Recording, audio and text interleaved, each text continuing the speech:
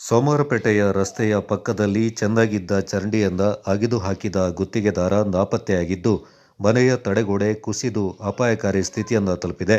ಅಭಿವೃದ್ಧಿಗೆ ಪೂರಕವಾಗಬೇಕಿದ್ದ ನಗರೋತ್ಥಾನ ಯೋಜನೆ ಗುತ್ತಿಗೆದಾರನ ನಿರ್ಲಕ್ಷ್ಯದಿಂದಾಗಿ ಸೋಮವಾರಪೇಟೆಗೆ ಮಾರಕವಾಗ್ತಾ ಇರುವುದು ವಿಪರ್ಯಾಸವಾಗಿದೆ. ಪಟ್ಟಣದ ವಾರ್ಡ್ ಸಂಖ್ಯೆ 7ರ ರೇಂಜರ್ ಬ್ಲಾಕ್ನಲ್ಲಿ ಮನೆಯೊಂದರ ಮುಂದೆ ಉತ್ತಮ ಸ್ಥಿತಿಯಲ್ಲಿದ್ದ ಚರಂಡಿಯನ್ನ ಕಾಂಕ್ರೀಟ್ ಚರಂಡಿ ಮಾಡುವ ಉದ್ದೇಶದಿಂದ ಕಳೆದ ವರ್ಷ ಅಗೆದು ಹಾಕಲಾಯಿತು. ಇದರಿಂದಾಗಿ ಕಳೆದ ಮಳೆಯಲ್ಲಿ ಮನೆಗೆ ಕಟ್ಟಲಾಗಿದ್ದ ತಡೆಗೋಡೆ ಕುಸಿಯಲಾರಂಭಿಸಿತು.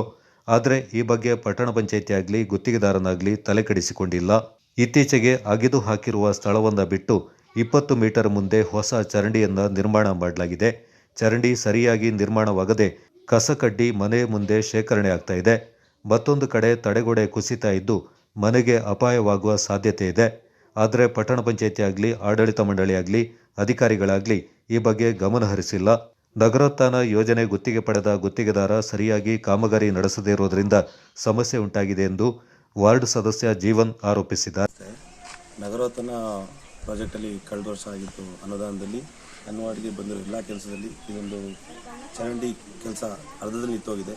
ಕಳೆದ ಮೇಯಲ್ಲಿ ಮಾಡಿರೋ ಕೆಲಸ ಇವತ್ತು ಗಂಟನೂ ಯಾವುದೇ ರೀತಿ ಕಾರ್ಯದ ಮೇಲೆ ಆಗಿಲ್ಲ. ಒಂದು ಸೈಡ್ ಮಾತ್ರ ಕಟ್ಟಿ ಇನ್ನೂ ಫ್ಲೋರಿಂಗ್ ಕೆಲಸಗಳು ಬಾಕಿ ಇದೆ. ಅದೇ ರೀತಿಯಿಂದ ಬಹಳಷ್ಟು ಸಮಸ್ಯೆ ಆಗ್ತುಂಟು. ಮಳೆಗಾಲ ಶುರು ಆಗೋದ್ರಿಂದ ತಡೆಗೋಡೆನೂ ಬಿದ್ದು ಹೋಗ್ಲಿಕ್ಕಾಗಿದೆ. ಇದು ಆದಷ್ಟು ಬೇಗ ಕಾಮಗಾರಿ ಮಾಡಿಕೊಡ್ಬೇಕು. ಇದು DC ಲೆವೆಲ್ ಗಂಟನೂ ಕಂಪ್ಲೇಂಟ್ ಹೋಗಿದೆ. ಆದ್ರೂ ಯಾವುದೇ ರೀತಿ ಇದಕ್ಕೆ ಇನ್ನೂ ಇಂಜಿನಿಯರ್ಸ್ ಆಗಲಿ ಏನೋ ಒಂದು ಪ್ರಯತ್ನ ಬಂದಿಲ್ಲ ಹೇಳಿ ನಾವು ದಯವಿಟ್ಟು ಆದಷ್ಟು ಬೇಗ ಮುಗಿಸ್ಕೊಡ್ಬೇಕು ಕೇಳ್ಕೊಳ್ತಿದ್ವಿ.